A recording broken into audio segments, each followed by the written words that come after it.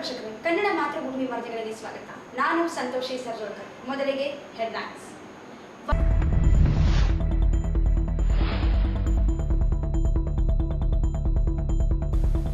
ಶಾಲೆಗಳಿಗೆ ಕೊರೋನಾ ಮಾರ್ಗಸೂಚಿ. ಕೆಮ್ಮು, ನೆಗಡಿ, ಜ್ವರ ಇರುವ ಮಕ್ಕಳನ್ನು ಶಾಲೆಗೆ ಕಳುಹಿಸದಂತೆ ಜಾಗೃತಿ.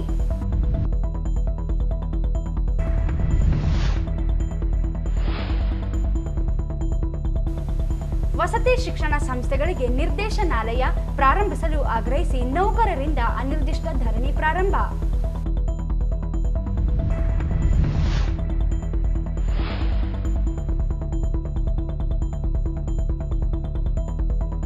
ನಗರಸಭೆ ಮಾಜಿ ಸದಸ್ಯ ಮೆಹಬೂಬ್ ನಿಧನ.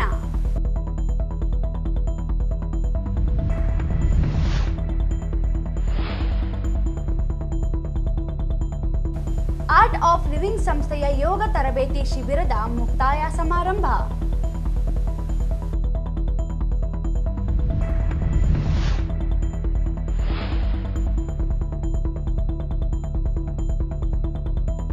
ಸಾವಿರಾರು ಸಂಖ್ಯೆಯಲ್ಲಿ ರೈತರು ಭಾಗಿ. ಸಿಂಧನೂರು ಬಂದ್ ಸಂಪೂರ್ಣ ಯಶಸ್ವಿ. 300 ಕಾಪು ಸಮಾಜದಿಂದ ಮುಂಗಾರು ಸಾಂಸ್ಕೃತಿಕ ಬೆಳ್ಳಿ ಹಬ್ಬ ಜೂನ್ 5ರಿಂದ 12ರವರೆಗೆ ಆಯೋಜನೆ. ಕಲ್ಲೆಳೆಯುವ ಸ್ಪರ್ಧೆ, ಸಾಂಸ್ಕೃತಿಕ ಕಾರ್ಯಕ್ರಮ. ಸಿಎಂ ಸಿದ್ದರಾಮಯ್ಯ, ತೆಲಂಗಾಣ ಸಿಎಂ ರೇವಂತ್ ರೆಡ್ಡಿ ಭಾಗಿ. ಎ ಪಾಪರೆಡ್ಡಿ.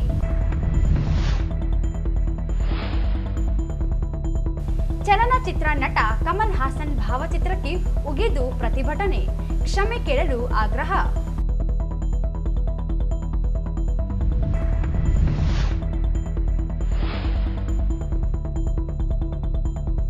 ಕಲಾವಿದರಿಗೆ ಕಿಟ್ ವಿತರಣೆ. ಕಲಾ ಸಂಕುಲ ಸಂಸ್ಥೆ ಕಾರ್ಯಮಾದರಿ.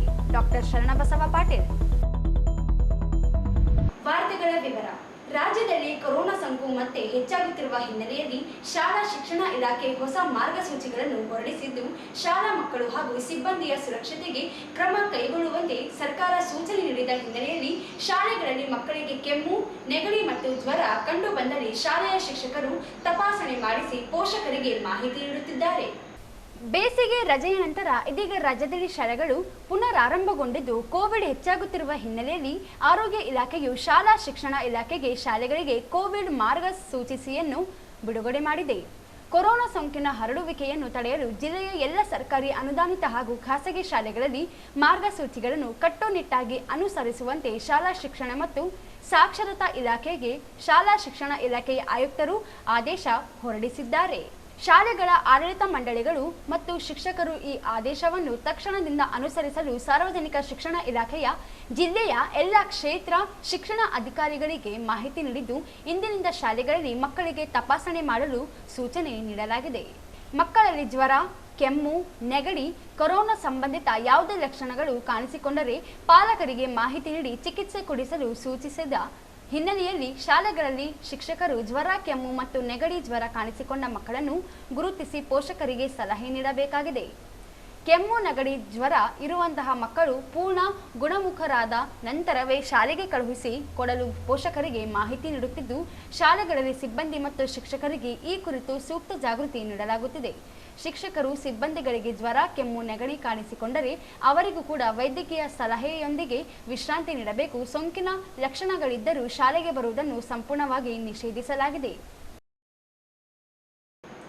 ಮರಣ ಮತ್ತು ಉಪದಾನ ಯೋಜನೆಯನ್ನು ವಿಸ್ತರಿಸುವುದು, ಮನೆ ಬಾಡಿಗೆ ಭತ್ಯೆ ಕಡಿತದಿಂದ ವಿನಾಯಿತಿ ನೀಡುವುದು, ಹೆಚ್ಚುವರಿ ಕಾರ್ಯಭಾರಕ್ಕೆ ಶೇಕಡ 10ರಷ್ಟು ವಿಶೇಷ ಭತ್ಯೆ ಮಂಜೂರು ಮಾಡುವುದು ಸೇರಿದಂತೆ ವಿವಿಧ ಬೇಡಿಕೆಗಳನ್ನು ಈಡೇರಿಸುವಂತೆ ಕರ್ನಾಟಕ ವಸತಿ ಶಿಕ್ಷಣ ಸಂಸ್ಥೆಗಳ ಸಂಘದಿಂದ ನಗರದ ಟಿಪ್ಪು ಸುಲ್ತಾನ್ ಉದ್ಯಾನವನದಲ್ಲಿ ಅನಿರ್ದಿಷ್ಟಾವಧಿ ಸತ್ಯಾಗ್ರಹ ನಡೆಸಲಾಯಿತು.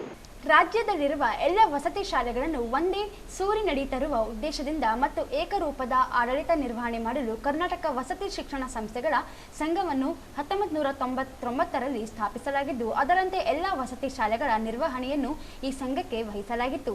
ಈ ಸಂಘದಲ್ಲಿ 6400ಕ್ಕೂ ಹೆಚ್ಚಿನ ಕಾಯಂ ಸಿಬ್ಬಂದಿಗಳು ಕಾರ್ಯನಿರ್ವಹಿಸುತ್ತಿದ್ದು, ಆದರೆ ಸಿಬ್ಬಂದಿಗಳು ಹಲವು ಸೇವಾ ಸೌಲಭ್ಯಗಳಿಂದ ವಂಚಿತರಾಗುತ್ತಿದ್ದಾರೆ ಎಂದು ತಿಳಿಸಿದರು. ವಸತಿ ಶಾಲೆಗಳ ನೌಕರರಿಗೆ ಎನ್ಪಿಎಸ್ ಯೋಜನೆಗೆ ಒಳಪಡುವ ರಾಜ್ಯ ಸರ್ಕಾರಿ ನೌಕರರಿಗೆ 2006ರಿಂದ ಅನ್ವಯವಾಗುವಂತೆ ಮರಣ ಮತ್ತು ನಿವೃತ್ತಿ ಉಪದಾನ ಸೌಲಭ್ಯವನ್ನು ವಿಸ್ತರಿಸಲಾಗಿದೆ. ಆದರೆ ಕರ್ನಾಟಕ ವಸತಿ ಶಿಕ್ಷಣ ಸಂಸ್ಥೆಗಳ ಸಂಘದಿಂದ ನೌಕರರಿಗೆ ಈ ಯೋಜನೆಯ ಸೌಲಭ್ಯವನ್ನು ನೀಡಲಾಗಿಲ್ಲ. ಇದು ಸಹಜ ನ್ಯಾಯದ ಉಲ್ಲಂಘನೆಯಾಗಿದ್ದು, ಕೂಡಲೇ ವಸತಿ ಶಿಕ್ಷಣ ಸಂಸ್ಥೆಗಳ ನೌಕರರಿಗೆ ಮರಣ ಮತ್ತು ನಿವೃತ್ತಿ ಉಪದಾನ ಯೋಜನೆಯನ್ನು ವಿಸ್ತರಿಸಬೇಕು ಎಂದು ಆಗ್ರಹಿಸಿದರು.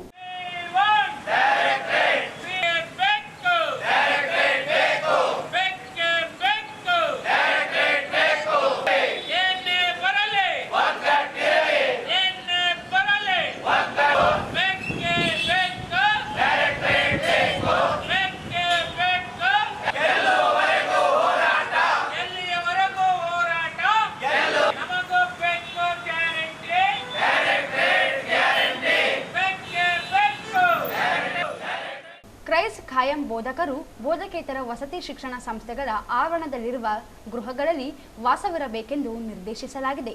ಆದರೆ ಗ್ರಾಮೀಣ ಪ್ರದೇಶದಲ್ಲಿ ವಸತಿ ಗೃಹಗಳಿಗೆ ಕ್ರೈಸ್ಟ್ ನೌಕರರು ಹೆಚ್ಚಿನ ಬಾಡಿಗೆ ಪಾವತಿಸುವಂತಹ ಪರಿಸ್ಥಿತಿ ನಿರ್ಮಾಣವಾಗಿದ್ದು, ಕ್ರೈಸ್ಟ್ ನೌಕರರಿಗೆ ಹಂಚಿಕೆ ಮಾಡಲಾದ ವಸತಿ ಗೃಹಗಳಿಗೆ ಮನೆ ಬಾಡಿಗೆ ಭತ್ಯೆಯನ್ನು ಕಡಿತಗೊಳಿಸಬಾರದೆಂದು ಒತ್ತಾಯಿಸಿದರು. ನವೋದಯ ವಿದ್ಯಾಲಯಗಳು, ಏಕಲವ್ಯ ಮಾದರಿ ವಸತಿ ಶಾಲೆಗಳ ಬೋಧಕರ ಹಾಗೂ ಬೋಧಕೇತರ ಸಿಬ್ಬಂದಿಗಳಿಗೆ ಮೂಲ ವೇತನದ 10% ವಿಶೇಷ ಭತ್ಯೆಯನ್ನು ನೀಡಲಾಗುತ್ತಿದೆ. ಶಿಕ್ಷಣ ಇಲಾಖೆಯ ಶಿಕ್ಷಕರಿಗಿಂತ ವಸತಿ ಶಾಲೆಗಳ ಶಿಕ್ಷಕರಿಗೆ ಹೆಚ್ಚಿನ ಕಾರ್ಯಭಾರ ಇರುವುದರಿಂದ ಕ್ರೈಸ್ಟ್ ನೌಕರರಿಗೆ 10% ವಿಶೇಷ ಭತ್ಯೆಯನ್ನು ನೀಡಬೇಕು ಎಂದು ಮನವಿ ಮಾಡಿದರು.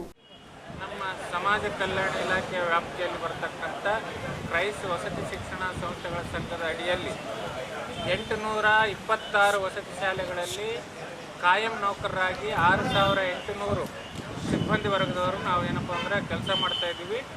ಇಲ್ಲಿ ನಮ್ಮ ಇಲಾಖೆಯ ನಮ್ಮ ಅಧೀನದ ಸಂಘದ ಅಧೀನದ ಮೈನಾರಿಟಿ ಶಾಲೆಗಳಿಗೆ ಈಗಾಗಲೇ ಇಲಾಖೆಯ ವ್ಯಾಪ್ತಿಗೆ ಒಳಪಡಿಸ್ಕೊಂಡು ಅಲ್ಲಿರ್ತಕ್ಕಂಥ ನೌಕರರಿಗೆ ಎಲ್ಲ ಸರ್ಕಾರಿ ಸವಲತ್ತುಗಳು DCRG ಆಗಿರ್ಬೋದು, KGID ಆಗಿರ್ಬೋದು, ಅವ್ರಿಗೆ HR ಕಡಿತ ಆಗಿರ್ಬೋದು, ಎಲ್ಲವೂ ಸವಲತ್ತು ಅವರುಗಳಿಗೆ ಕೊಡ್ತಾ ಇದ್ದಾರೆ ಸೌಲಭ್ಯಗಳು. ಆದರೆ ಇದೇ ಸಂಘದ ಅಡಿಯಲ್ಲಿ ಕಾರ್ಯನಿರ್ವಹಿಸ್ತಕ್ಕಂಥ SC, ST ಮತ್ತು BC ವಸತಿ ಶಾಲೆಯಲ್ಲಿ ಕೆಲಸ ಮಾಡ್ತಕ್ಕಂಥ ಸುಮಾರು 6800 ಸಿಬ್ಬಂದಿಗಳಿಗೆ ಇದುವರೆಗೂ ಕೂಡ ನಮಗೆ ಯಾವುದೇ ಸರ್ಕಾರಿ ಸವಲತ್ತುಗಳಿಲ್ಲ. ಆ ಸವಲತ್ತುಗಳು ಬೇಕು, ನಮಗೆ ನಿರ್ದೇಶನಾಲಯ ಬೇಕು ಅಂತೇಳಿ ಕಳೆದ 26, 27, 28ನೇ ತಾರೀಕು ಬೆಂಗಳೂರಿನ ಉದ್ಯಾನವನದಲ್ಲಿ ಫ್ರೀಡಮ್ ಪಾರ್ಕ್ನಲ್ಲಿ ಪ್ರತಿಭಟನೆ ಮಾಡಿದ್ವಿ. ಅಲ್ಲಿಂದ ಯಾವುದೇ ಸ್ಪಂದನೆ ನೀಡದಲ್ಲಿ ನಾವು ಜಿಲ್ಲಾ ಹಂತದಲ್ಲಿ ಹಂತವಾಗಿ 29, 30 ಮತ್ತು 31 ಕಪ್ಪು ಬಟ್ಟೆ ಧರಿಸ್ಕೊಂಡು ಏನಪ್ಪ ಅಂದರೆ ಕ್ಲಾಸ್ಗಳನ್ನು ಬಹಿಷ್ಕಾರ ಮಾಡಿ ಅಸಹಕಾರವನ್ನು ತೋರಿದ್ದೀವಿ. ಅದಾದಮೇಲೆ 31ನೇ ತಾರೀಕು ನಮ್ಮ ಜಿಲ್ಲೆಯ ಅಂಬೇಡ್ಕರ್ ವೃತ್ತದಿಂದ ಹಿಡಿದು ಕನಿಷ್ಠ ಸುಮಾರು 5 ಕಿಲೋಮೀಟರ್ವರೆಗೂ ಹೊಸ ಜಿಲ್ಲಾಧಿಕಾರಿಗಳ ಕಚೇರಿ ಮುಖಾಂತರ ನಾವೇನಪ್ಪ ಅಂದ್ರೆ ಮಾನ್ಯ ಮುಖ್ಯಮಂತ್ರಿಗಳಿಗೆ ಮನವಿಯನ್ನು ಸಲ್ಲಿಸಿದ್ವಿ.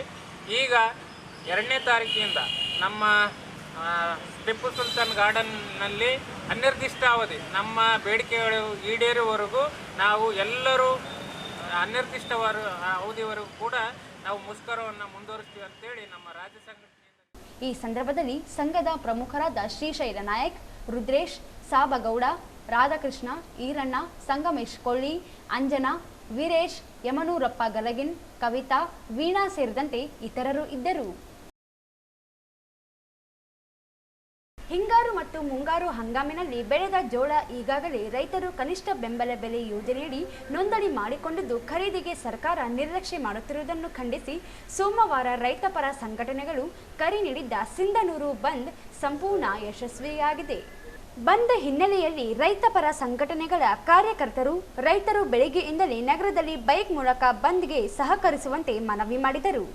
ಈ ಹಿನ್ನೆಲೆಯಲ್ಲಿ ನಗರದಲ್ಲಿ ಯಾವುದೇ ವ್ಯಾಪಾರ ವಹಿವಾಟು ನಡೆಯಲಿಲ್ಲ. ಸಾರಿಗೆ ಸಂಸ್ಥೆಯ ಬಸ್ಗಳು ರಸ್ತೆಗೆ ಇಳಿಯಲಿಲ್ಲ. ಆಸ್ಪತ್ರೆಗಳು, ಔಷಧಿ ಅಂಗಡಿಗಳು ಸೇರಿದಂತೆ ಅಗತ್ಯ ವಸ್ತುಗಳ ಸೇವೆ ಎಂದಿನಂತೆ ಇತ್ತು. ಬಂದ್ ಹಿನ್ನೆಲೆಯಲ್ಲಿ ಸಾವಿರಾರು ಸಂಖ್ಯೆಯಲ್ಲಿ ಸೇರಿದ್ದ ರೈತರು, ಪ್ರಗತಿಪರ ಸಂಘಟನೆಗಳ ಮುಖಂಡರು, ವಿವಿಧ ರಾಜಕೀಯ ಪಕ್ಷಗಳ ನಾಯಕರು ನಗರದ ಪ್ರಮುಖ ಬೀದಿಗಳಲ್ಲಿ ಬೃಹತ್ ಪ್ರತಿಭಟನಾ ಮೆರವಣಿಗೆ ನಡೆಸಿದರು.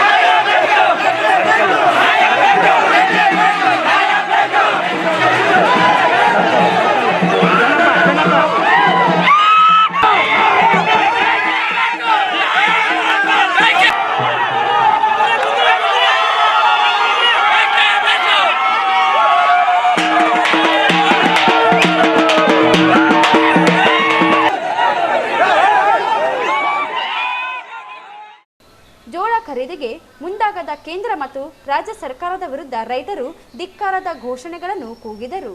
ನಗರದ ತಹಶೀಲ್ದಾರ್ ಕಾರ್ಯಾಲಯದ ಮುಂದೆ ಬಂದ್ ಹಿನ್ನೆಲೆಯಲ್ಲಿ ಹಮ್ಮಿಕೊಂಡಿದ್ದ ಧರಣಿಗೆ ಪ್ರಗತಿಪರ ಸಂಘಟನೆಗಳು, ಬಿಜೆಪಿ, ಕಾಂಗ್ರೆಸ್ ಮತ್ತು ಜೆಡಿಎಸ್, ಕನ್ನಡ ಪರ ಸಂಘಟನೆಗಳು, ರೈತ ಪರ ಸಂಘಟನೆಗಳು ಹಾಗೂ ವಕೀಲರ ಸಂಘ, IMA ಸೇರಿದಂತೆ ಅನೇಕ ಸಂಘಟನೆಗಳು ಬೆಂಬಲಿಸಿ ಧರಣಿಗಳಲ್ಲಿ ಭಾಗವಹಿಸಿದ್ದರು. ಸಂಘದ ಮುಖಂಡರುಗಳಿಗೆ ಮಾತಾಡೋದಕ್ಕೆ ಅವಕಾಶ ಇರುತ್ತೆ, ಬೇರೆ ಬೇರೆ ಪಕ್ಷದಿಂದ ಬಂದಂತ ಎಲ್ಲ ಲೀಡರ್ಗಳಿಗೆ ಮಾತಾಡೋದಕ್ಕೆ ಅವಕಾಶ ಇರುತ್ತೆ. ಯಾರು ಕೂಡ ರೈತ ಹೋರಾಟಗಾರರ ಜೈಲು ಟಮಟೆಣ್ಣನ್ನ ರೋಡಿಗೆ ಅದನ್ನ ಹೋರಾಟ ಮಾಡ್ತಾರೆ. ಈಗ ನಮ್ಮ ಪರಿಸ್ಥಿತಿ ಹಾಗೇ ಇದೆ. ಜೋಳವನ್ನ ರಾಯಚೂರಿಂದ ಸಿಂಗೂರವರೆಗೆ ರೋಡಿಗೆ ಶುರುವಂತ ಕಾಲ ಬರ್ತದೆ. ದಯವಿಟ್ಟು ಈ ಜಿಲ್ಲಾಧಿಕಾರಿಗಳು ಈ ವಿಷಯವನ್ನ ಸಂಬಂಧಪಟ್ಟ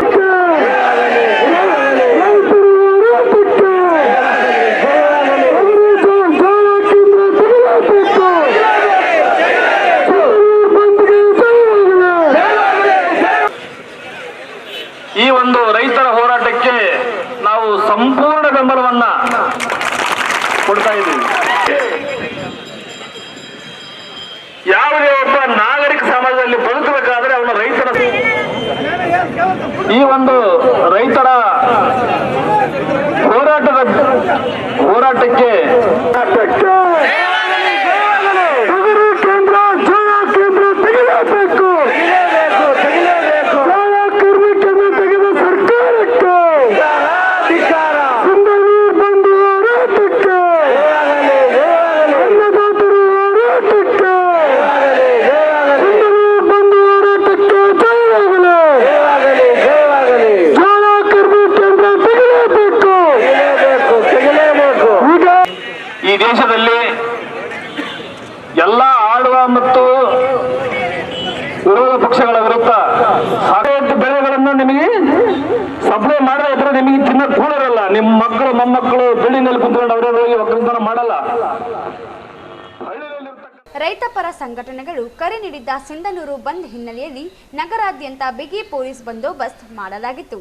ಕುಷ್ಟಗಿ ರಸ್ತೆಯ APMC PWD ಕ್ಯಾಂಪಿನ ಅಂಬೇಡ್ಕರ್ ವೃತ್ತ, ಗಂಗಾವತಿ ರಸ್ತೆಯ 40 ಉಪಕಾಲುವೆ ಬಳಿ ಬ್ಯಾರಿಕೇಡ್ಗಳನ್ನು ನಿರ್ಮಿಸಿ ನಗರದೊಳಗೆ ಬರುವ ವಾಹನಗಳು ನಿಯಂತ್ರಿಸಿದರು.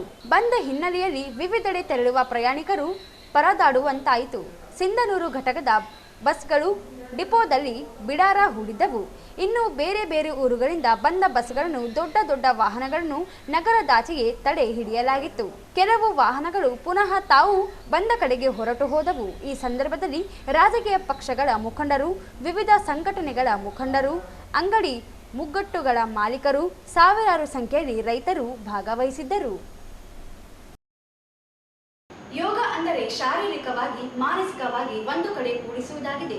ಆಗ ಮಾಡೋ ಕೆಲಸಗಳೆಲ್ಲವೂ ಪರಿಪೂರ್ಣಗೊಳ್ಳುತ್ತವೆ. ಅದಕ್ಕಾಗಿ ನಾವು ಪ್ರತಿದಿನ ಯೋಗ, ಧ್ಯಾನ, ಪ್ರಾಣಾಯಾಮಗಳನ್ನು ಜೀವನದಲ್ಲಿ ಅಳವಡಿಸಿಕೊಂಡರೆ ಅತ್ಯುತ್ತಮ ಆರೋಗ್ಯದೊಂದಿಗೆ ಇರಲು ಸಾಧ್ಯ ಎಂದು ನಗರಸಭೆಯ ನಿವೃತ್ತ ಇಂಜಿನಿಯರ್ H. ವೆಂಕಟೇಶ್ ಅವರು ತಿಳಿಸಿದರು.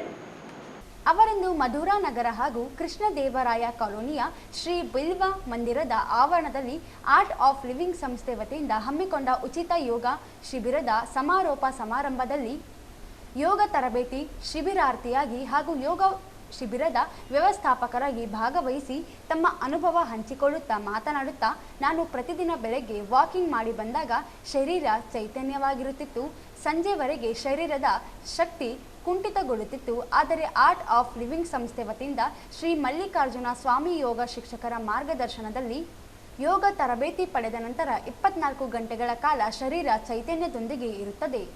ಇದೇ ನನ್ನ ಅನುಭವ. ಇದನ್ನು ನಾನು ಜೀವನ ಪರ್ಯಂತ ಸಾಧನೆಯಲ್ಲಿ ಇರುತ್ತೇನೆಂದು ಹೇಳಿದರು.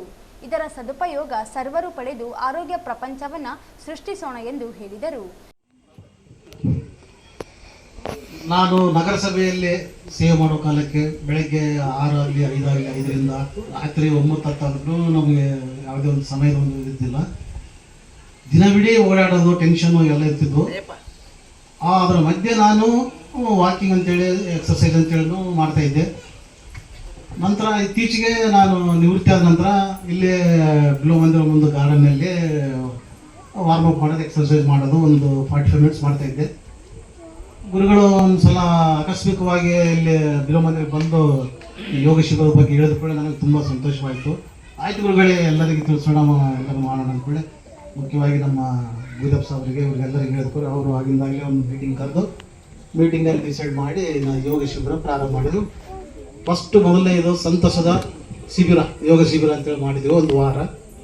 ಆ ಶಿಬಿರ ಆದ ನಂತರ ನಮ್ಮ ಸುದರ್ಶನ ಕ್ರಿಯಾ ಶಿಬಿರವನ್ನು ಮಾಡಿದ್ವಿ. ಇವೆರಡೂ ಕೂಡ ಯಶಸ್ವಿ ಆಯಿತು. ಇದರಿಂದ ನಾನೇನು ವಾರ್ಮಪ್ಪು, ವಾಕಿಂಗು, ಎಕ್ಸಸೈಸ್ ಮಾಡ್ತಾ ಇದ್ದೆ ಒಂದು 45 ಮಿನಿಟ್ಸು.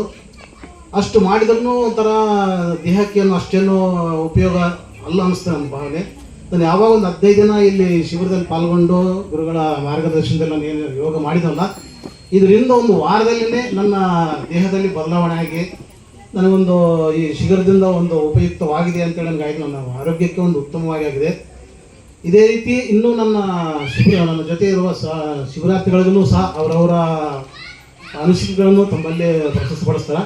ನನಗಂತೂ ಈ ಯೋಗದಿಂದ ಒಂದು ಆರೋಗ್ಯಕ್ಕೆ ಒಂದು ಒಳ್ಳೆಯ ಪರಿಣಾಮ ಆಗಿದೆ.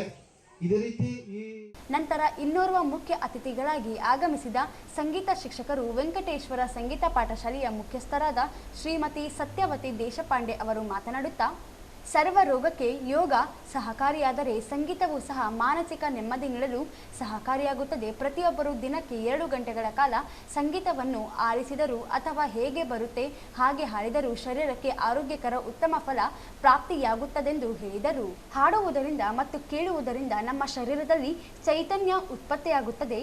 ಅದೇ ರೀತಿ ಯೋಗದಿಂದ ಆರೋಗ್ಯ ನೆಮ್ಮದಿ ಪಡೆಯಲು ಸಾಧ್ಯ ಎಂದು ಹೇಳಿದರು. ಮೊಬೈಲಲ್ಲಿ ನಾವು ಬದಲಾವಣೆ ಮಾಡ್ತೀವಿ ಅಂದರೆ ನಾವು ಸೃಷ್ಟಿ ಮಾಡಿರೋದು ಸಂಕಲ್ಪದಿಂದ ನಾವು ಭಗವಂತನಿಂದ ಸೃಷ್ಟಿಸಲ್ಪಟ್ಟವರು ಮಾನವರು. ನಮ್ಮಲ್ಲೂ ಕೂಡ ಅದೇ ರೀತಿ ಇಂಪ್ರೂವ್ಮೆಂಟ್ಸ್ ಮಾಡ್ತಾ ಇರ್ತಾನೆ ತಂದೆಯಾದವ, ಜಗನ್ನಿಯಾಮಕನಾಗಿರ್ತಕ್ಕಂಥ ಪರಮಾತ್ಮ, ಪಾರ್ವತಿ ದೇವಿ ಪಾಲನೆ ಅದೇ ರೀತಿ ಮಾಡ್ತಾರವರು. ಆದರೆ ನಮ್ಮ ಮಕ್ಕಳನ್ನ ನಮಗೆ ಪಾಲನೆ ಮಾಡಲಿಕ್ಕೆ ಕಷ್ಟ ಆಗ್ತದೆ.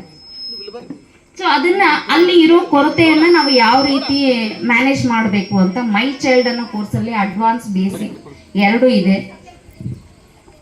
ಮತ್ತು ಟೀಚರ್ಸ್ ಅಲ್ಲಿ ಏನು ಸಮಸ್ಯೆ ಆಗ್ತಾ ಇದೆ, ಟೀಚರ್ಸ್ ಅಲ್ಲಿ ಯಾವ ರೀತಿ ಚೇಂಜಸ್ ತಂದ್ರೆ ಮಕ್ಕಳಲ್ಲಿ ಇಂಪ್ರೂವ್ಮೆಂಟ್ಸ್ ಕಾಣ್ಬೋದು, ಅದು ಕೂಡ ಬೇರೆ ಬೇರೆ ಕೋರ್ಸ್ ಇದೆ. ಈ ತರ ಸಾಕಷ್ಟು ಆಯಾಮಗಳಿಂದ ಇವಾಗಿನ ಮಾನವ ಜನತೆಗೆ ಏನೋ ಒಂದು ಕೊರತೆ ಕಾಣ್ತಾ ಇದೀವಲ್ಲ, ಆ ಕೊರತೆಯನ್ನ ಫುಲ್ಫಿಲ್ ಮಾಡೋದಕ್ಕೆ ಹೇಗೆ ಅವಾಗಿನ ಕಾಲದಲ್ಲಿ ಒಂದು ಗುರುಕುಲ ಪದ್ಧತಿ ಅನ್ನೋದು ಒಂದು ಎಜುಕೇಶನ್ ಇತ್ತು, ಅದೇ ರೀತಿ ಎಜುಕೇಶನ್ ಸಿಸ್ಟಮ್ ಇಲ್ಲಿ ಕೂಡ ನಡ್ಸ್ಕೊಂಡು ಹೋಗ್ತಾ ಇರ್ತಾರೆ ಬೇರೆ ಬೇರೆ ಕೋರ್ಸಿನ ಮುಖಾಂತರ. ಇದು ಏನಾದರೂ ಹೆಚ್ಚಿನ ಮಾಹಿತಿ ಬೇಕಾಗಿತ್ತು ಅಂದರೆ ನನ್ನ ನಂಬರ್ ತಗೊಳ್ರಿ, ಮತ್ತು ನೀವು ಅದಕ್ಕೆ ಕರೆ ಮಾಡ್ಬೋದು.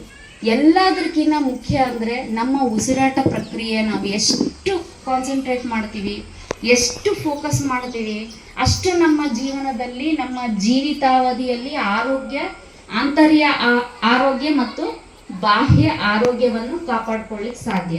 ಯೋಗದಿಂದ ನಮ್ಮ ಎಲ್ಲ ಚಕ್ರಗಳು. ಆರ್ಟ್ ಆಫ್ ಲಿವಿಂಗ್ ಸಂಸ್ಥೆಯ ಯೋಗ ಶಿಕ್ಷಕರಾದ ಶ್ರೀ ಮಲ್ಲಿಕಾರ್ಜುನ ಸ್ವಾಮಿ ಮಾತನಾಡುತ್ತಾ, 24 ಗಂಟೆಗಳಲ್ಲಿ ಕೇವಲ 20 ರಿಂದ 25 ನಿಮಿಷ ಉಸಿರಾಟದ ಪ್ರಕ್ರಿಯೆಗಳು ಅಳವಡಿಸಿಕೊಂಡರೆ ಬೇಕಾದಂತಹ ಪ್ರಾಣಶಕ್ತಿಯನ್ನು ನೀಡಿದಾಗ ನಮ್ಮ ಶರೀರ ಚೈತನ್ಯ ಯುಕ್ತವಾಗಿರುತ್ತದೆ. ಯೋಗಾಸನಗಳಿಗೆ ಯಾವುದೇ ವಯಸ್ಸಿನ ಮಿತಿ ಇರುವುದಿಲ್ಲ. ನಮಗೆ ಉಸಿರಾಟದ ಅರಿವು ಇದ್ದಾಗ ಉತ್ತಮ ಆರೋಗ್ಯ ಮತ್ತು ನೆಮ್ಮದಿಯೊಂದಿಗೆ ಜೀವನ ಸಾಗಿಸಲು ಸಾಧ್ಯ ಎಂದು ಹೇಳಿದರು.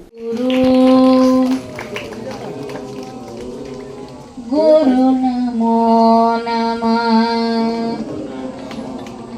ಜೈ ಗುರುದೇವ್, ಜೈ ಜೈ ಗುರುದೇವ್. ನಂತರ ಶಿಬಿರಾರ್ಥಿಗಳಾದ ಶ್ರೀ ಬೋದೆಪ್ಪ ಕೊಡಗಂಟಿ, ಶ್ರೀ ಸಹದೇವ್ ಪೂಜಾರಿ, ಶ್ರೀಮತಿ ನೇತ್ರ ನಾಗರಾಜ್, ಶ್ರೀಮತಿ ಭಾವನಾ ಪತ್ತಾರ್ ಹಾಗೂ ಶ್ರೀ ಪಿ ಪ್ರಭಾಕರ್ ವಕೀಲರು ಹಾಗೂ ಪಂಚಾಕ್ಷರಿ ಕೊಡಗಂಟಿ ತಮ್ಮ ಅನುಭವಗಳನ್ನು ಹಂಚಿಕೊಂಡರು. ಆರಂಭದಲ್ಲಿ ಕುಮಾರಿ ವೈಷ್ಣವಿ ದೇಶಪಾಂಡೆ ಪ್ರಾರ್ಥನೆಗೈದರು. ಶ್ರೀಮತಿ ವಿಜಯಲಕ್ಷ್ಮಿ ವೆಂಕಟೇಶ್ ಸರ್ವರನ್ನು ಸ್ವಾಗತಿಸಿದರು. ಬೂದೆಪ್ಪ ಕೊಡಗಂಟಿ ಪ್ರಾಸ್ತಾವಿಕವಾಗಿ ಮಾತನಾಡಿದರು. ರಾಜಶೇಖರ್ ಪಾಟೀಲ್ ಅವರ ವಂದನಾರ್ಪಣೆಯೊಂದಿಗೆ ಯೋಗ ಶಿಬಿರದ ಸಮಾರೋಪ ಸಮಾರಂಭ ಮುಕ್ತಾಯವಾಯಿತು. ಈ ಕಾರ್ಯಕ್ರಮದಲ್ಲಿ ಸುಮಾರು 100 ರಿಂದ 120 ಜನ ಮಹಿಳೆಯರು ಮತ್ತು ಪುರುಷರು ಪಾಲ್ಗೊಂಡು ಯಶಸ್ವಿಗೊಳಿಸಿದರು. 300 ಕಾಪು ಹಾಗೂ ಸಮಾಜದಿಂದ ಕಳೆದ 25 ವರ್ಷಗಳಿಂದ ಆಚರಿಸಲಾಗುತ್ತಿರುವ ಮುಂಗಾರು ಸಾಂಸ್ಕೃತಿಕ ಹಬ್ಬ ಬೆಳ್ಳಿ ಹಬ್ಬ ಸಂಭ್ರಮಕ್ಕೆ ಕಾಲಿಟ್ಟಿದೆ. ಈ ಬಾರಿ ಜೂನ್ 5ರಿಂದ ಜೂನ್ 12ರವರೆಗೆ ಭಾರತ ಕಲ್ಲು ಎಳೆಯುವ ಸ್ಪರ್ಧೆ, ಸಾಂಸ್ಕೃತಿಕ ಕಾರ್ಯಕ್ರಮಗಳು ಜರುಗಲಿವೆ ಎಂದು ಆಚರಣಾ ಸಮಿತಿ ಅಧ್ಯಕ್ಷ ಹಾಗೂ ಮಾಜಿ ಶಾಸಕ ಎ ಪಾಪರೆಡ್ಡಿ ಹೇಳಿದರು. ಅವರಿಂದು ಮಾಧ್ಯಮಗೋಷ್ಠಿ ಉದ್ದೇಶಿಸಿ ಮಾತನಾಡಿ, ಜೂನ್ 5ರಂದು ಸದ್ಭಾವನಾ ಓಟ ಕಾರ್ಯಕ್ರಮ ನಡೆಯಲಿದೆ. ಅಂದು ವೀರಾಂಜನೇಯ ಕಲ್ಯಾಣ ಮಂಟಪದಿಂದ ಪ್ರಾರಂಭವಾಗಿ ಶ್ರೀ ಮಾತಾ ಲಕ್ಷ್ಮಮ್ಮ ದೇವಿ ದೇವಸ್ಥಾನದವರೆಗೆ ನಡೆಯಲಿದೆ. ಅಂದು ಸಂಜೆ ಕವಿಗೋಷ್ಠಿ ನಡೆಯಲಿದೆ. ಜೂನ್ 6ರಂದು ರಂಗೋಲಿ ಸ್ಪರ್ಧೆ, ಸಂಜೆ ಚಿತ್ರಕಲಾ ಸ್ಪರ್ಧೆಗಳು ನಡೆಯಲಿವೆ. ಜೂನ್ 7ರಂದು ಸಂಜೆ ಎಲ್ಲ ಸಮಾಜಗಳ ಸಾಧಕರನ್ನು ಗುರುತಿಸಿ ಸನ್ಮಾನಿಸಲಾಗುತ್ತದೆ. 57 ಜನ ಸಾಧಕರು, ಸಾಹಿತಿಗಳು, ವೈದ್ಯರು ಸೇರಿದಂತೆ ಅನೇಕರನ್ನು ಸನ್ಮಾನಿಸಿ ಗೌರವಿಸಲಾಗುತ್ತದೆ. ಕಾರ್ಯಕ್ರಮವನ್ನು ಸಣ್ಣ ನೀರಾವರಿ ಸಚಿವ ಎನ್.ಎಸ್. ಬೋಸರಾಜ್ ಉದ್ಘಾಟಿಸಲಿದ್ದಾರೆ. ಜೂನ್ 8ರಂದು ಮುಂಗಾರು ಸಾಂಸ್ಕೃತಿಕ ಹಬ್ಬದ ಅಂಗವಾಗಿ ಸಂಜೆ ಬಸವೇಶ್ವರ ಕಾಲೋನಿಯಲ್ಲಿ ಕೇರಳ, ತಮಿಳುನಾಡು ಹಾಗೂ ಜಿಲ್ಲೆ ವಿವಿಧ ಶಾಲಾ ವಿದ್ಯಾರ್ಥಿಗಳಿಂದ ಸಾಂಸ್ಕೃತಿಕ ಕಾರ್ಯಕ್ರಮಗಳು ಪ್ರದರ್ಶನಗೊಳ್ಳಲಿವೆ. ಜೂನ್ 9ರಂದು ನಗರದ IDSMT ಲೇಔಟ್ನಲ್ಲಿ ಸಂಜೆ ಸಾಂಸ್ಕೃತಿಕ ಕಾರ್ಯಕ್ರಮ ಪ್ರದರ್ಶನಗೊಳ್ಳುತ್ತದೆ. ಜೂನ್ 10ರಂದು ಬೋಳಮಾನದೊಡ್ಡಿ ರಸ್ತೆಯ ಶ್ರೀ ಶಾರದಾ ವಿದ್ಯಾನಿಕೇತನ ಶಾಲೆಯ ಬಳಿ ಸಾಂಸ್ಕೃತಿಕ ಪ್ರದರ್ಶನ ನಡೆಯುತ್ತದೆ. ಜೂನ್ 11ರಂದು ಗದ್ವಾಲ್ ರಸ್ತೆ ಶ್ರೀ ವೀರಾಂಜನೇಯ ಕಲ್ಯಾಣ ಮಂಟಪ, ಜೂನ್ 12ರಂದು ಗಂಜ್ ಕಲ್ಯಾಣ ಮಂಟಪದಲ್ಲಿ ಸಾಂಸ್ಕೃತಿಕ ಕಾರ್ಯಕ್ರಮಗಳು ನಡೆಯುತ್ತವೆ. ಭಾರತ ಕಲ್ಲು ಎಳೆಯುವ ಸ್ಪರ್ಧೆ ಪ್ರಾರಂಭವಾಗಲಿದೆ.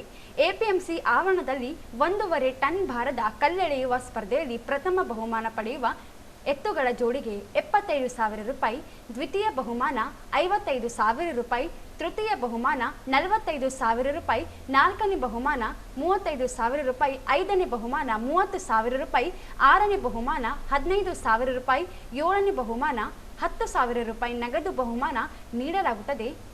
1,000 ರೂಪಾಯಿ ಏಳನೇ ಬಹುಮಾನವಾಗಿ 20,000 ರೂಪಾಯಿ ನಗದು ಬಹುಮಾನ ನೀಡಲಾಗುತ್ತದೆ. ಕಾರ್ಯಕ್ರಮವನ್ನು ಉಸ್ತುವಾರಿ ಸಚಿವ ಡಾಕ್ಟರ್ ಶರಣಪ್ರಕಾಶ್ ಪಾಟೀಲ್ ಉದ್ಘಾಟಿಸಲಿದ್ದಾರೆ. ಈ ವರ್ಷ ಮುಂಗಾರು ಸಂಸ್ಕೃತಿ ರೈತರ ಹಬ್ಬ ಈ ಕಾರ್ಯಕ್ರಮನ 5ನೇ ತಾರೀಕಿನಿಂದ ಪ್ರಾರಂಭ ಆಗ್ತದೆ, 12ರವರೆಗೆ ಹೋಗುತ್ತೆ. 5ನೇ ತಾರೀಕು ದಿನ ಮ್ಯಾಥಗಲ್ ರೈಸ್ ಸದ್ಭಾವನಾ ಓಟ, ಸದ್ಭಾವನಾ ಓಟ ವೀರಾಂಜನೇಯ ಕಲ್ಯಾಣ ಮಂಟಪದಿಂದ ಪ್ರಾರಂಭ ಆಗಿ ಚಂದ್ರಕಾಂತ್ ನಾಗೇಶ್ವರ್ ಚೌರಸ್ತ ಸರ್ದಾರ್ ವಲ್ಲಭಾಯ್ ವೃತ್ತ, ಮಾತಾ ಮಹಾಲಕ್ಷ್ಮಿ ಟೆಂಪಲ್ ಹತ್ರ ಆಳ್ತಾರೆ. ಅದು 7 ಪ್ರಾರಂಭ ಆಗಿ ಅಲ್ಲಿ ಆಳ್ತಾರೆ. ಅಂದು ಸಂಜೆ ಕವಿಗೋಷ್ಠಿ ಸಂಜೆ ವೀರಾಂಜನೇಯ ಕಲ್ಯಾಣ ಮಂಟಪದಲ್ಲಿ 6 ಗಂಟೆಗೆ. 6ನೇ ತಾರೀಕು ದಿನ ರಂಗೋಲಿ ಕಾರ್ಯಕ್ರಮ ವೀರಾಂಜನೇಯ ಕಲ್ಯಾಣ ಮಂಟಪದಲ್ಲಿ ಆಗ್ತದೆ.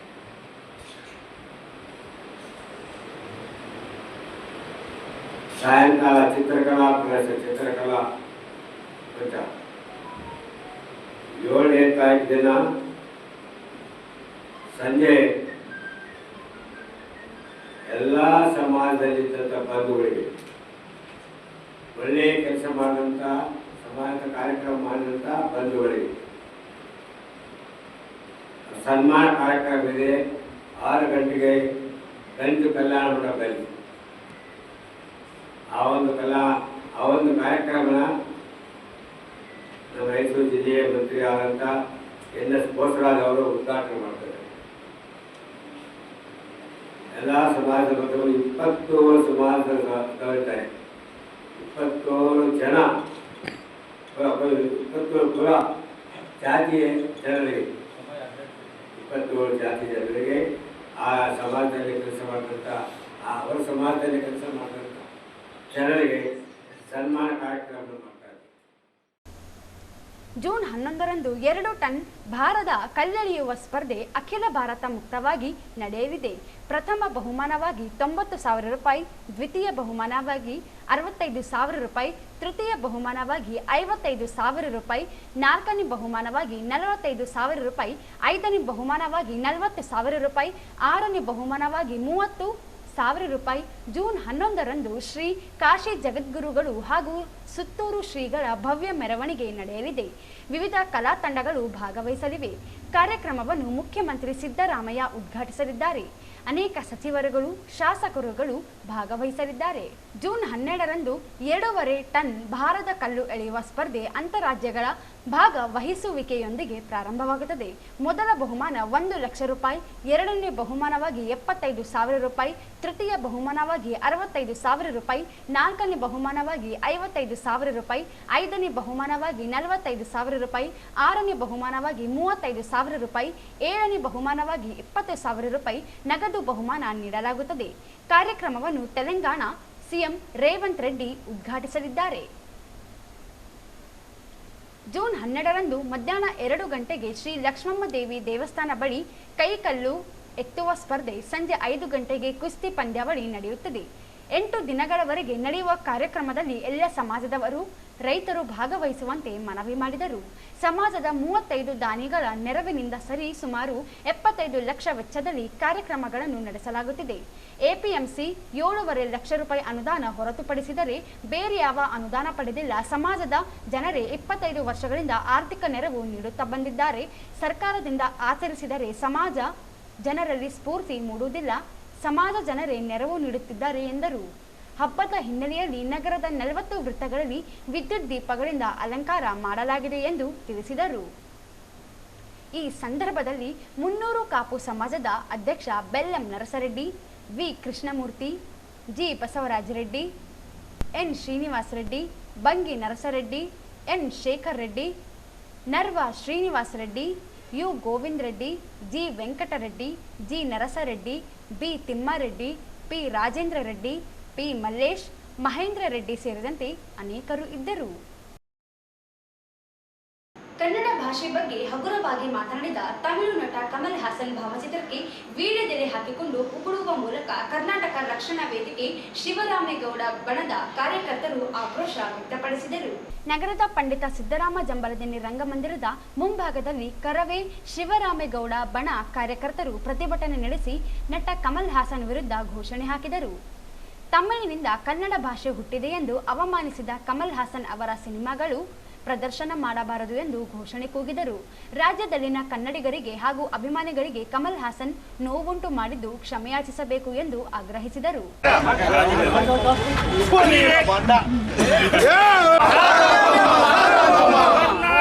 ಕನ್ನಡಿಗನೇ ಸಾರ್ವಭೌಮ, ವಿವೇಕಿ ಕಮಲ್ ಹಾಸನ್ಗೆ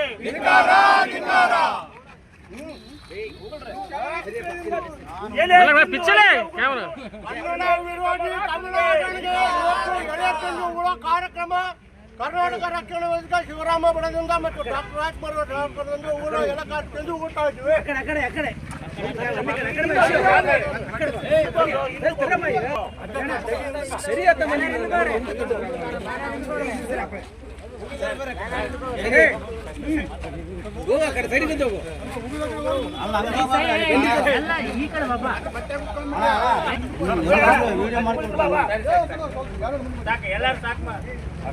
ಅವಿವೇಕಿ ಕಮಲ್ ಹಾಸನ್ಗೆ. ಈ ವೇಳೆ ಕರವೇ ಜಿಲ್ಲಾಧ್ಯಕ್ಷ ಅಶೋಕ್ ಕುಮಾರ್ ಸಿಕೆ ಜೈನ್ ಮಾತನಾಡಿ, ಕನ್ನಡ ಭಾಷೆಯು ತಮಿಳಿನಿಂದ ಬಂದಿದೆ ಎಂದು ಹಗುರವಾಗಿ ಮಾತನಾಡಿ ಕ್ಷಮೆ ಯಾಚಿಸುವುದಿಲ್ಲವೆಂದು ಅಹಂ ತೆರೆದು ರಾಜ್ಯದಲ್ಲಿ ತಮಿಳು ಭಾಷೆ ಸಿನಿಮಾಗಳು ನಿಷೇಧಿಸಬೇಕು. ಕಮಲ್ ಹಾಸನ್ ಅವರು ಸಿನಿಮಾಗಳು ಪ್ರದರ್ಶನ ಮಾಡಿದರೆ ಉಗ್ರ ಹೋರಾಟ ನಡೆಸಲಾಗುತ್ತದೆ ಎಂದು ಎಚ್ಚರಿಸಿದರು. ಕನ್ನಡ ಭಾಷೆಯಲ್ಲಿ ಸಿನಿಮಾ ಮಾಡಿ ಕನ್ನಡಕ್ಕೆ ಅವಮಾನಿಸಲಾಗಿದೆ. ಕಮಲ್ ಹಾಸನ್ ಅವರ ನಟಿಸಿದ ಸಿನಿಮಾಗಳು ರಾಜ್ಯದಲ್ಲಿ ಪ್ರದರ್ಶನ ಮಾಡಬಾರದು. ಪ್ರದರ್ಶಿಸಿದಲ್ಲಿ ಕನ್ನಡಿಗರು ಸಿಡಿದೇಳಬೇಕಾಗುತ್ತದೆ. ಕನ್ನಡ ಭಾಷೆಯ ಬಗ್ಗೆ ಅಗೌರವ ತೋರಿದ್ದು ಕ್ಷಮೆಯಾಚನೆ ಮಾಡುವವರೆಗೂ ರಾಜ್ಯದಲ್ಲಿ ನಿರಂತರ ಪ್ರತಿಭಟನೆ ನಡೆಸಲಾಗುತ್ತದೆ ಎಂದು ಎಚ್ಚರಿಸಿದರು. ಕನ್ನಡ ಭಾಷೆಯು ತಮಿಳಿನಿಂದ ಹುಟ್ಟಿದೆ ಅಂತಕ್ಕಂಥ ಈ ಬಹುಭಾಷೆ ನಟ ಅವಿವೇಕಿ ಬುದ್ಧಿಗೇಡಿ ಮುಟ್ಟಾಳ ಕಮಲ್ ಹಾಸನ್, ನೀನು ಕನ್ನಡಕ್ಕೆ ಅವಮಾನ ಮಾಡಿದೀಯಾ, ಕನ್ನಡ ಭಾಷೆಗೆ ದ್ರೋಹ ಬಗೆದಿದೀಯಾ, ಕನ್ನಡದಲ್ಲಿ ಸಿನಿಮಾಗಳನ್ನು ಮಾಡಿ ಕನ್ನಡದ ಅನ್ನ ಉಂಡವನು ನೀನು ಇವತ್ತು ತಮಿಳಿನಿಂದ ಹುಟ್ಟಿದೆ ಅಂತ ಹೇಳಿದಕ್ಕೆ ತಪ್ಪ ಅಂತ ಕೇಳು ಅಂದರೆ ಕ್ಷಮೆ ಕೇಳಿದ್ರೆ ಕೇಳೋದಿಲ್ಲ ಅಂತಕ್ಕಂಥ ಅಹಂನಲ್ಲಿರುವ ನಾಳೆ ನಿನ್ನ ಯಾವುದು ತಗ್ಗು ಲೈಫು ಚಿತ್ರ, ಇನ್ನು ಉಳಿದ ಎಲ್ಲ ಚಿತ್ರಗಳು ಈ ನಾಡಿನ ನಂತರ ನಾವು ಬಿಡುಗಡೆಗೆ ಪ್ರದರ್ಶನ ಮಾಡಿಕೊಡೋದಿಲ್ಲ. ನಾವು ನಿನ್ನ ಚಿತ್ರಗಳು ನಮಗೆ ಬೇಕಿಲ್ಲ. ಕಮಲ್ ಹಾಸನ್ ನಮಗೆ ಬೇಕಿಲ್ಲ ಅಂತಕ್ಕಂಥದನ್ನ ದೃಢ ನಿರ್ಧಾರದೊಂದಿಗೆ ಇವತ್ತು ಶಿವರಾಮೇಗೌಡರ ಬಣ ಎಲೆ ಅಡಿಕೆ ಆಗಿ ಉಗುಳಿದೀವಿ ಅವನ ಭಾವಚಿತ್ರಕ್ಕೆ. ಈಗಲಾದರೂ ನಾಚಿಕೆ ಬರಲಿ, ಅಹಂತನ ಬಿಡು. ನೋಡು, ಇವತ್ತು ಯಾರ ಮನಸ್ಸು ವಹಿಸಬೇಡ. ಕರ್ನಾಟಕದಲ್ಲೂ ಕೂಡ ನಿನ್ನ ಅಭಿಮಾನಿಗಳಿದ್ದಾರೆ. ನೀನು ಕನ್ನಡಕ್ಕೆ ಅವಹೇಳನ ಮಾಡಿದೀಯಲ್ಲ, ಕನ್ನಡ ಭಾಷೆಗೆ ಇವತ್ತು ಭಾಳ ವಿವಾದಾತ್ಮಕ ಹೇಳಿಕೆ ಕೊಟ್ಟಿದೆಯಲ್ಲ, ಇವತ್ತು ಇಲ್ಲಿ ಅಭಿಮಾನಿಗಳು ಕೂಡ ನೊಂದಿದ್ದಾರೆ. ನೀನು ಇಷ್ಟು ಎತ್ತರಕ್ಕೆ ಬೆಳೆಯೋದಕ್ಕೆ ಎಲ್ಲ ರಾಜ್ಯದ ಅಭಿಮಾನಿಗಳು ಮುಖ್ಯ ಕಾರಣ. ಈ ಅಹಂತನ ಬಿಡು. ನೀನು ಅಹಂತನ ಬಿಟ್ಟು ನಿನ್ನನ್ನು ತಪ್ಪು ಮಾಡಿದ್ದೀನಿ ಅಂತಕ್ಕಂಥದನ್ನ ಹೇಳೋ ಕಮಲ, ಬುದ್ಧಿಗೇಡಿ ಕಮಲ್ ಹಾಸನ್ ಹೇಳೋ ಅಂತಕ್ಕಂಥದನ್ನ ಇವತ್ತು ನಿರಂತರ ಈ ರಾಜ್ಯದಲ್ಲಿ ಪ್ರತಿಭಟನೆ ಮಾಡ್ತೀವಿ. ನಿನಗೆ ಒಟ್ಟ ಕರ್ನಾಟಕ ರಾಜ್ಯದಲ್ಲಿ ಬರಬಾರದಿಲ್ಲ ಅಂತಕ್ಕಂಥನ ಇದು ಎಚ್ಚರಿಕೆ. ಈ ಸಂದರ್ಭದಲ್ಲಿ ಕರ್ನಾಟಕ ರಕ್ಷಣಾ ವೇದಿಕೆ ಶಿವರಾಮೇಗೌಡ, ಬಣದ ಮುಖಂಡರುಗಳಾದ K V Kallimath, J Narayan, Rajesh Manik, Ramesh Kallurkar, Madesha Sarjapur, Sharanabasava Eechanala, Suresh Gobbarakal, R K Nayak, Narasimha, Deepak, Daval Saab Doddamani, Asif, Aziz, Basheer Ahmad Hosamani ಸೇರಿದಂತೆ ಕರವೇ ಕಾರ್ಯಕರ್ತರು ಭಾಗವಹಿಸಿದ್ದರು. ಮಕ್ಕಳಲ್ಲಿ ಶಿಕ್ಷಣ ಮತ್ತು ಆರೋಗ್ಯ ಹಿತದೃಷ್ಟಿಯಿಂದ ಸಂಘ ಸಂಸ್ಥೆಗಳು ಸರ್ಕಾರ ಜಾಗೃತಿ ಮೂಡಿಸುವಂತಹ ಕೆಲಸಗಳನ್ನು ನಿರಂತರವಾಗಿ ಮಾಡಬೇಕು. ಕಲಾ ಸಂಕುಲ ಸಂಸ್ಥೆ ಇಂದು 100 ಬಡ ಮಕ್ಕಳಿಗೆ ಕಿಟ್ಗಳನ್ನು ವಿತರಿಸಿ ಮಕ್ಕಳಲ್ಲಿ ಶಿಕ್ಷಣದ ಬಗ್ಗೆ ಅರಿವು ಮೂಡಿಸುವಂತಹ ಕೆಲಸವನ್ನು ಮಾಡಿದ್ದಾರೆ ಎಂದು ಸೇವಾ ಡಿಗ್ರಿ ಕಾಲೇಜು ಮುಖ್ಯಸ್ಥರು ಹಾಗೂ ರೋಟರಿ ಕ್ಲಬ್ ಸೆಂಟ್ರಲ್ನ ಅಧ್ಯಕ್ಷರಾದ ಡಾಕ್ಟರ್ ಶರಣಬಸವ ಪಾಟೀಲ್ ಜೋಳದಳಗಿ ಹೇಳಿದರು.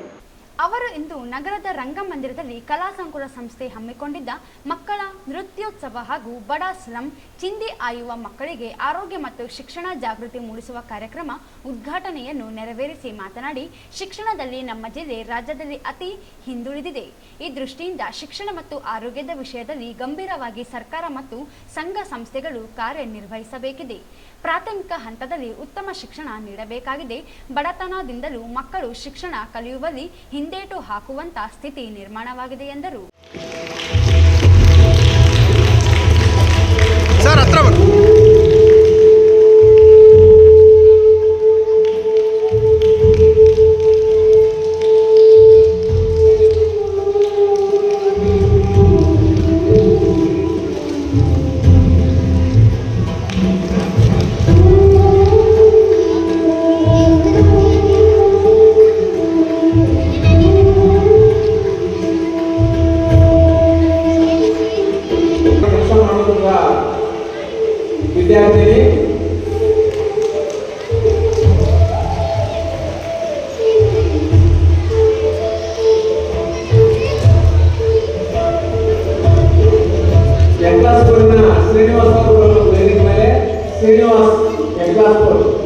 ಅವರಿಗೆ ಸನ್ಮಾನ ಮಾಡ್ತಿದ್ದೇವೆ. ಜೊತೆಗೆ ಆಟೋ ಡ್ಯಾನ್ಸಿನ ಮಲ್ಲವರು ಬರಬೇಕು. ಅವರಿಗೆ ನಮ್ಮ ಸಂಸ್ಥೆ ಮತ್ತು ನಮ್ಮ ಜಿಲ್ಲೆಯಿಂದ ಅವರಿಗೆ ಅಭಿನಂದಿಸ್ತಾ ಇದ್ದೇವೆ. ಇನ್ನೊಬ್ಬರು ಅವ್ರ ಜೊತೆಯಲ್ಲಿ ರಾಜ್ಯ ಪ್ರಧಾನ ಕಾರ್ಯದರ್ಶಿಯಾಗಿ ಇವತ್ತು ಹಾವೇರಿಯಿಂದ ಬಂದ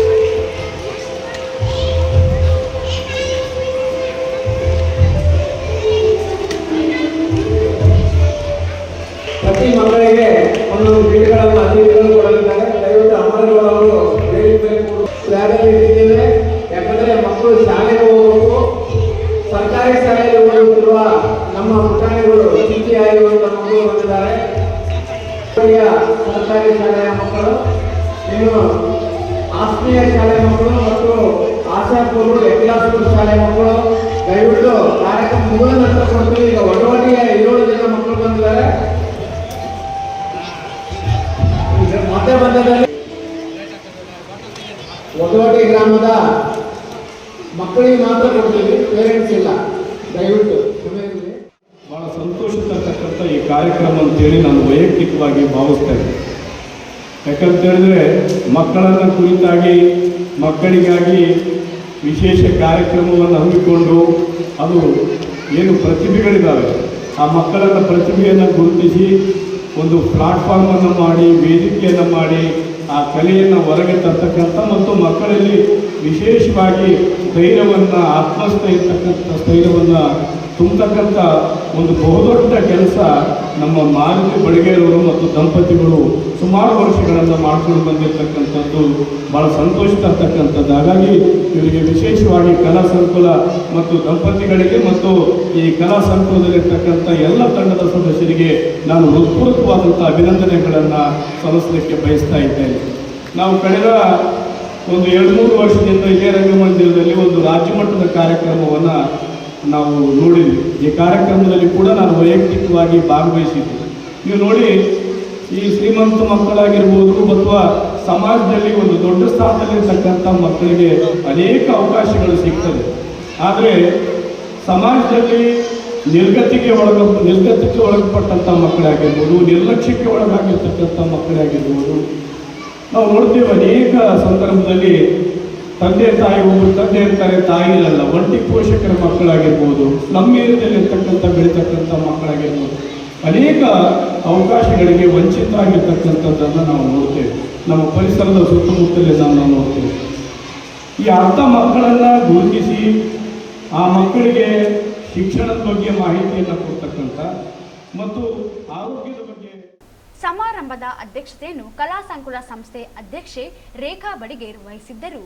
ಮುಖ್ಯ ಅತಿಥಿಗಳಾಗಿ ವಾಣಿಜ್ಯ ತೆರಿಗೆ ಅಧಿಕಾರಿಗಳಾದ ಶೋಭಾ ಯಾದವ್ ಮತ್ತು ಉಪ್ಪಾರ್ ಮಹಿಳಾ ಸಮಾಜದ ಜಿಲ್ಲಾ ಅಧ್ಯಕ್ಷೆ ಸುರೇಖಾ ಉಪ್ಪಾರ್, ದಂಡಪ್ಪ ಬೀರಾದರ್ ಮತ್ತು ಪ್ರಸನ್ನ ಹಡಗಲಿ, ಡಾಕ್ಟರ್ ಫಾತಿಮಾ ಹುಸೇನ್ ವೇದಿಕೆ ಮೇಲೆ ಇದ್ದರು. ನಗರದ ಅಲ್ಲಮ್ಮ ಪ್ರಭು ಕಾಲೋನಿಯಲ್ಲಿರುವ ಚಿಂದಿ ಆಯುವ ಬಡ ಕುಟುಂಬದ ಮಕ್ಕಳಿಗೆ ಹಾಗೂ ವಡವಾಟಿ, ಎಕ್ರಾಸ್ಪುರ್ ಮತ್ತು ಆಶಾಪುರ್ ಸರ್ಕಾರಿ ಶಾಲೆಯ ಮಕ್ಕಳಿಗೆ ಉಚಿತವಾಗಿ ಕಿಟ್ಟುಗಳನ್ನು ನೀಡಲಾಯಿತು. ಅಲೆಮಾರಿ ಜನಾಂಗದ ಸಿಂಧುಳಿ ಕಲ್ಯಾಣ ಕರ್ನಾಟಕ ಸಂಘದ ರಾಜ್ಯಾಧ್ಯಕ್ಷರಾದ ಶ್ರೀನಿವಾಸ್ ಹಾಗೂ ರಾಜ್ಯ ಪ್ರಧಾನ ಕಾರ್ಯದರ್ಶಿಯಾದ ಮಂಜುಳಾ ಹಾವೇರಿ, ಕುಮಾರಿ ಸಂತೋಷಿ ಇವರಿಗೆ ಅಭಿನಂದಿಸಲಾಯಿತು. ಕಾರ್ಯದರ್ಶಿ ಮಾರುತಿ ಬಡಿಗೇರ್ ಸ್ವಾಗತಿಸಿದರು. ಕಲಾವಿದ ಅಮರೇಗೌಡ ಕಾರ್ಯಕ್ರಮವನ್ನು ಅಚ್ಚುಕಟ್ಟಾಗಿ ನಿರ್ವಹಿಸಿದರು. ಕೊನೆಯಲ್ಲಿ ಮತ್ತೊಮ್ಮೆ ಹೆಡ್ಲೈನ್ಸ್.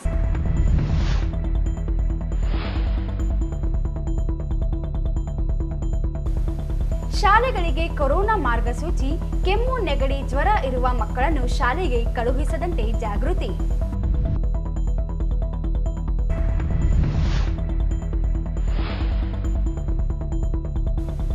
ವಸತಿ ಶಿಕ್ಷಣ ಸಂಸ್ಥೆಗಳಿಗೆ ನಿರ್ದೇಶನಾಲಯ ಪ್ರಾರಂಭಿಸಲು ಆಗ್ರಹಿಸಿ ನೌಕರರಿಂದ ಅನಿರ್ದಿಷ್ಟ ಧರಣಿ ಪ್ರಾರಂಭ.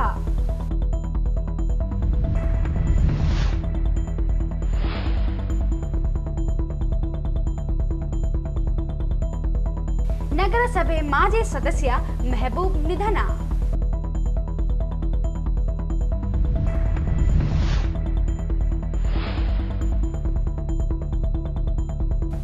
ಆರ್ಟ್ ಆಫ್ ಲಿವಿಂಗ್ ಸಂಸ್ಥೆಯ ಯೋಗ ತರಬೇತಿ ಶಿಬಿರದ ಮುಕ್ತಾಯ ಸಮಾರಂಭ.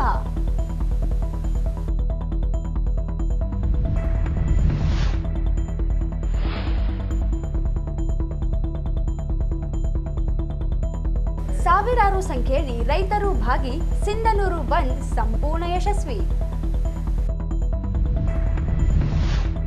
300 ಕಾಪು ಸಮಾಜದಿಂದ ಮುಂಗಾರು ಸಾಂಸ್ಕೃತಿಕ ಬೆಳ್ಳಿ ಹಬ್ಬ ಜೂನ್ 5ರಿಂದ 12ರವರೆಗೆ ಆಯೋಜನೆ. ಕಲ್ಲೆಳೆಯುವ ಸ್ಪರ್ಧೆ, ಸಾಂಸ್ಕೃತಿಕ ಕಾರ್ಯಕ್ರಮ.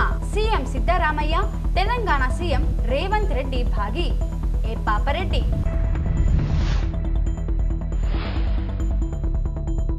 ಚಲನಚಿತ್ರ ನಟ ಕಮಲ್ ಹಾಸನ್ ಭಾವಚಿತ್ರಕ್ಕೆ ಉಗಿದು ಪ್ರತಿಭಟನೆ, ಕ್ಷಮೆ ಕೇಳಲು ಆಗ್ರಹ.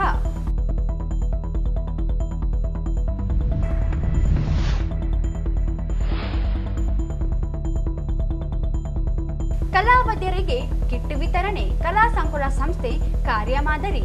ಡಾಕ್ಟರ್ ಶರಣಬಸವ ಪಾಟೀಲ್. ಇಲ್ಲಿಗೆ ವಾರ್ತೆಗಳ ಪ್ರಸಾರ ಮುಕ್ತಾಯವಾಯಿತು. ಮುಂದಿನ ವಾರ್ತೆಗಳೊಂದಿಗೆ ಮತ್ತೆ ಭೇಟಿಯಾಗೋಣ. ವಂದನೆಗಳು.